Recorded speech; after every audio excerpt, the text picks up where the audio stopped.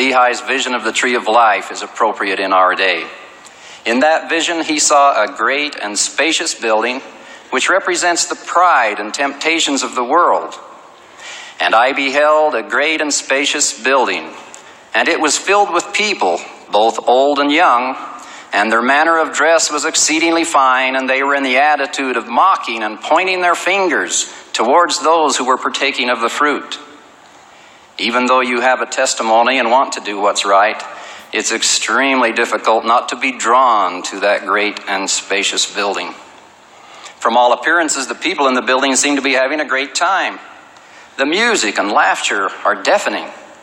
You would say to me what my children have said. They're not really happy, huh, Dad? As you watch them party. They look happy and they look free.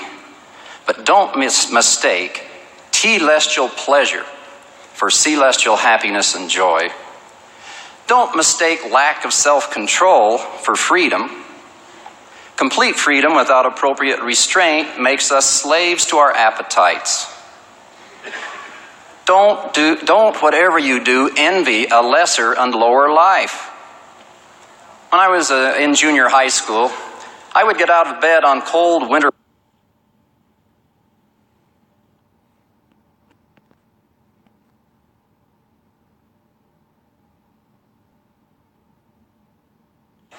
To those of you who are inching your way closer and closer to that great and spacious building, let me make it completely clear.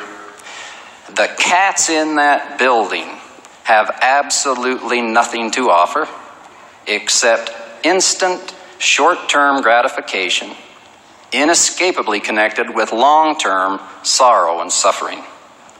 The commandments you observe were not given by a dispassionate God to prevent you from having fun, but by a loving Father in heaven who wants you to be happy while you are living on this earth as well as in the hereafter.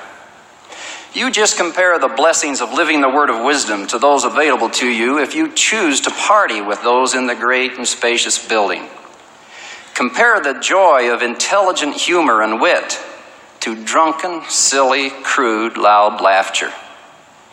Compare our faithful young women who still have a blush in their cheeks with those who, having long lost their blush, try to persuade you to join them in their loss. Compare lifting people up to putting people down. Compare the ability to receive personal revelation and direction in your life to being tossed to and fro with every wind of doctrine. Compare holding the priesthood of God with anything you see going on in that great and spacious building. The members of many churches in the world have been putting pressure on their leaders to change doctrine to fit the changing lifestyle of the members. Many have been successful, and more we see churches made up of the doctrines of men. There are absolute truths of eternity. They do not change as a society drifts from them. No popular vote can change an absolute eternal truth.